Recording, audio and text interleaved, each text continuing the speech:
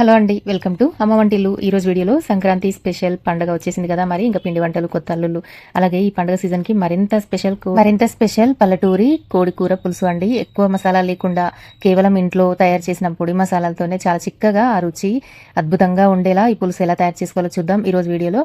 అలాగే ఈ పులుసు వేడి వేడి అన్నంలోకి, రాగి సంగట్లోకి చాలా చాలా బాగుంటుంది, చపాతీలో కూడా చాలా బాగుంటుంది. ఈ సంక్రాంతికి మీరు కూడా ఇలా చేసి మీ కుటుంబ సభ్యులను సర్ప్రైజ్ చేయండి. ఇప్పుడు రెసిపీ చూద్దాం. ముందుగా మంచిగా కడిగి పెట్టుకున్న చికెన్ ని ఒక ½ కేజీ తీసుకోవాలి. ఇందులోకి 1.5 స్పూన్ అల్లం వెల్లుల్లి పేస్ట్, 1/2 స్పూన్ పసుపు, 1 స్పూన్ ఉప్పు, 2 స్పూన్ల కారం. కారం ఎక్కువగా ఉంటే 2 స్పూన్లు సరిపోతుంది. కారం తక్కువగా ఉన్నదైతే మాత్రం 3 స్పూన్లు వేసుకోండి, కరెక్ట్ గా సరిపోతుంది. ఇప్పుడు ఈ మసాలాలన్నీ చికెన్ కి బాగా పట్టేలాగా మంచిగా కలిపి ఇలాగ ఒక 15 నిమిషాలు పక్కన పెట్టుకోండి.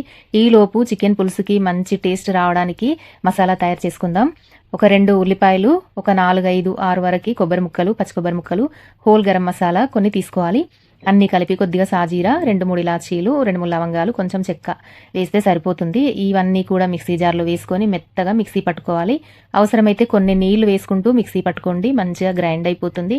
చాలా మెత్తగా సాఫ్ట్గా మిక్సీ పట్టుకోవాలి, ఎక్కడ కూడా గరుకు లేకుండా ఇలాగా మెత్తని పేస్ట్ లాగా తయారు చేసుకొని పక్కన పెట్టుకుందాం.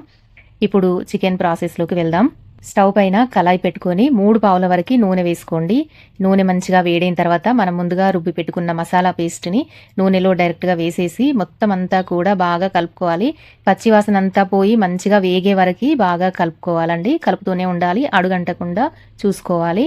ఇలా అంతా వేగి మంచి కొంచెం రంగు మారిన తర్వాత ఇందులోకి కొద్దిగా పసుపు, 1/2 టీ స్పూన్ అల్లం వెల్లుల్లి పేస్ట్, కొంచెం ఉప్పు, కొంచెం కారం ఇందులో వేసుకోండి. మరి మసాలా వేసాం కదా, ఈ పేస్ట్కి తగినంత కారం, ఉప్పు అనమాట. ఇది ఈ మసాలా అంతా వేగిన తర్వాత మనం ముందుగా కలిపి పెట్టుకున్న చికెన్ని కళాయిలో వేసుకొని అంతా కూడా మసాలా బాగా పట్టేలాగా ఒక 15 నిమిషాలు ఇలాగ కలుపుకుంటూ ఉడికించుకోవాలి. ఒక 15 నిమిషాలు అయితే సరిపోతుంది. మీడియం ఫ్లేమ్లో ఇలాగ ఉడికించుకోండి. చికెన్ ముక్క ఉడికిందా లేదా మధ్యలో ఒకసారి చెక్ చేసుకుంటూ ఇలాగంతా కలుపుకోండి. చూసారా ఎంత చక్కగా వేగిపోయింది కదా చికెన్ అంతా కూడా. ఇప్పుడు ఒక గ్లాస్ నీళ్లు వేసుకొని ఇందులోకి 1.5 స్పూన్ వరకు ధనియాల పొడి వేసుకోవాలి. వేయించి మిక్సీ పట్టుకున్న ధనియాల పొడి ఇంట్లో చేసిందనమాట, చాలా టేస్టీగా ఉంటుంది ఇలా చేసుకుంటే. తర్వాత కొద్దిగా గరం మసాలా యాడ్ చేసుకోండి. మనం ఆల్రెడీ మిక్సీ పట్టేటప్పుడు కూడా వేసాం, చూసి కొంచెం వేసుకుంటే సరిపోతుంది. ఇప్పుడు ఇలా ఒక 5 నిమిషాలు ఉడికితే చూసారా ఎంత చక్కగా చిక్కని చికెన్ పులుసు రెడీ అయిపోయిందండి. సంక్రాంతి స్పెషల్ రెసిపీ చాలా చాలా టేస్టీగా ఉంటుంది. ఫైనల్గా కొత్తిమీర వేసుకోండి.